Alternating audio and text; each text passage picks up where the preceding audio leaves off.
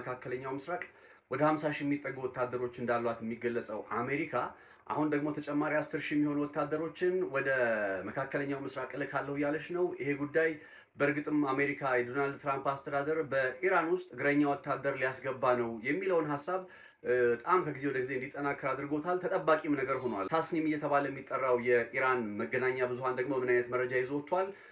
ኢራንም እንዲሁ በተመሳሳይ ከ1 ሚሊዮን በላይ የሚሆኑ አዳዲስ ምልምል ወታደሮችን የጦር ኃይሏን እንዲቀላቀሉ ጥሪ አቅርባለች ነው የተባለ የሚገኘው።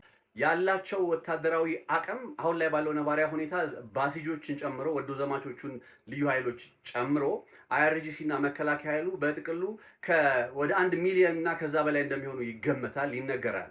እሱም ብቻ ሳይሆን አሁን በዛ ላይ ነው ሌላ ተጨማሪ 1 ሚሊዮን የሚሆኑ አዲስ ምልምል ወታደሮች አይአርጂሲን እንዲቀላቀሉ ጥሪ ቀርቦላቸዋል። እነሱ ፈቃደኛ ሆነዋል የሚለው ዜና በታስኒም ላይ የወጣው ማለት ነው።